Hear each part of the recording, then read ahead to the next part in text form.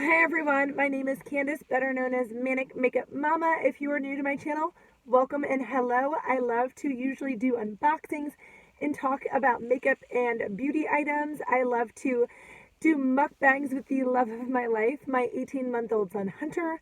That's why I'm usually in the car doing these videos, but today's a little bit different. We just got back from a trip from Florida last night, so here's my cute little character crew neck. I was in Orlando at a conference, but I had Hunter with me, so we were able to explore and take a trip to Magic Kingdom. Hunter met Mickey and Minnie, and we met Goofy and Pluto and Tigger and Pooh. He loved Tigger and he loved Goofy. So be on the lookout for an upcoming vlog of our trip to Disney and everything we experienced. But I do want to share a story. So today's video is just going to be me sharing something that happened yesterday when we were coming back from our trip. We were at the Orlando airport and flying back to Philadelphia. This title of this video is interesting, and it's going to be titled or labeled something about how a cup of milk made my day. So I think that's what I'm going to title it. But let me start from the fact that we got to the Orlando airport early, which was good because flying there was a little bit chaotic. But we got there early yesterday, and then our flight was delayed 2-3 hours, no big deal. So Hunter and I hung out. We enjoyed some dinner together, airport food, which was expensive but delicious. And then it was time for us to get ready to get on the plane. A lot of people were standing up front before the plane coming into Orlando. Plane deboarded. So it was just a little bit like busy and tight, and people trying to squeeze in that area, as you might know if you travel, trying to get on the plane. So Hunter and I were standing there, and so many people came up to us and just said, like, do you need help? Can I grab something for you? Is there anything you need? A few women and a gentleman, I believe, had made a comment like, oh, like, I'm sure you get to go on first, or you guys, I bet, will get to jump on ahead of everyone else. And I said, actually, no, like, that doesn't happen. We just traveled to Dallas with American Airlines, and same thing there. I think I asked while we were there, I'm like, do you let women with children or families or parents with children get on the plane ahead of time at all? I'm just wondering. And they said, no, that's not a policy of ours. So I was like, okay, no big deal. So fast forward to yesterday, we were trying to get ready to get on our flight. We were the last group because I do not pay extra money to get like a aisle seat or a window seat. It's just crazy amounts to be able to get first class tickets or anything like that on a plane.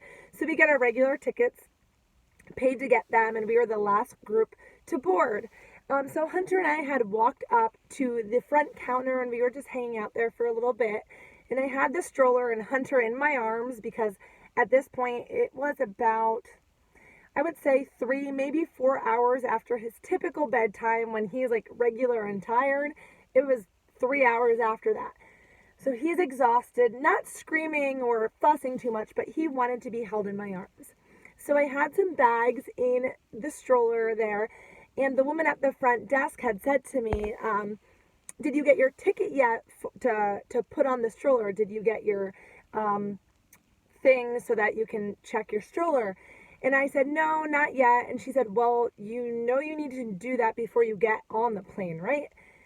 And I said, yeah, the attitude was there. So I said, yeah, I just didn't do it yet. I have him in my arms, it's a little bit chaotic. So she put it on there, and I said, well, I would expect that potentially like parents of children would be able to go on first. And she looked at me and said, why would you think that? So I stood there for a second, and I said, a lot of people have asked me, like, can't you go on first? Doesn't that happen? And I said, I have a kid in my arms. It's a lot. So that's why I thought that you would have children. And she said, well, actually all people in Orlando tend to have kids. That's why we don't do it. So I took a deep breath and I said, well, the policy that I heard was just that American doesn't do that. I was actually in Dallas, so that's not like a policy, I guess. And I said, a little customer service would be nice.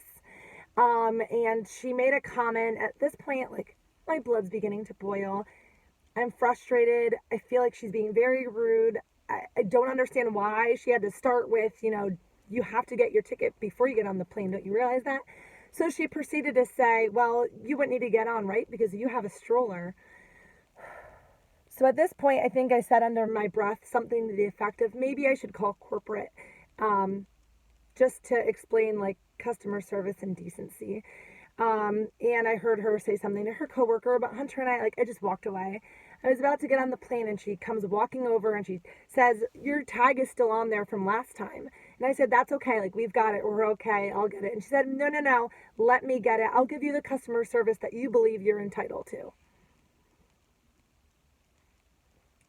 I don't think I was wrong. And I think, you work in an industry that you selected and that you chose, and you are being very aggressive and unkind to someone who you can see is struggling, has a baby, is tired, the plane is delayed, and you're doing everything in your power to make me feel like not important. And I don't need to feel important, but just like not respected. And that's what we need in this world, is respect. And hello, we were on what is supposed to be the happiest place on earth, and she was not a happy woman. So I'm not going to follow up with American Airlines. At this point, I spent probably 3 hours on that plane ride frustrated and like reflecting and trying to calm down, because I just think being hurtful, there's no room for hate in this world. And she just had a lot of anger.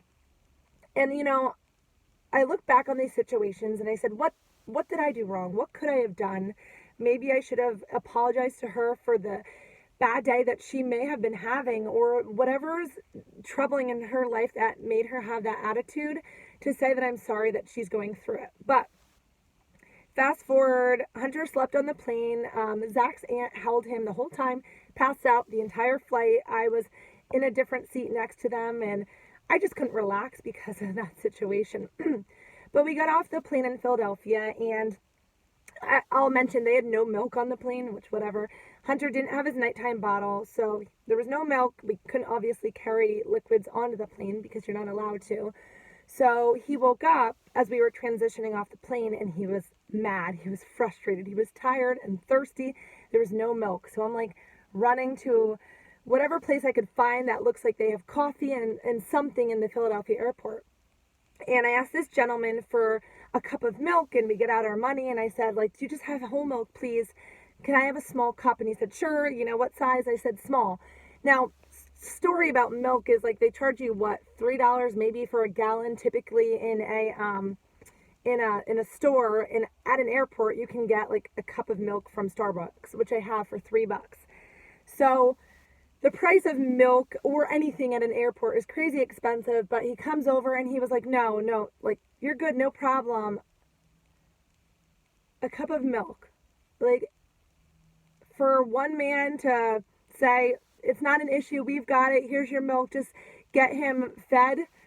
Again, I could be in tears because of this. Like, you never know what is going to make someone's day. And he didn't have to do that. He didn't have to give us the free milk. He could have upcharged us or done what he needed to do for his company. But he clearly was just a kind soul and someone who was compassionate. And again, I probably had tears in my eyes. And lo and behold, Hunter's bottle was a little bit dirty from earlier in the day. And we're like, oh my God, I opened it. I was like, Hunter, I have to go to the bathroom. I have to wash this out. And the gentleman looked at me and was like, no, I have hot water. I have soap. I'll clean it out right now. Like, here you go. And that's how a cup of milk made my day. I hope that you find this story with like love in your heart and gratitude for the great people in the world, and you do something to change someone's day to day and make it better just by a simple smile or holding the door or waving to someone, because you never know what they're going through. So thank you to that gentleman. I can never repay you for the cup of milk and for the service that you gave to my son and I. So I love you all. I hope that you found this enriching and a good reminder to always be kind. Talk to you later, everyone. Bye.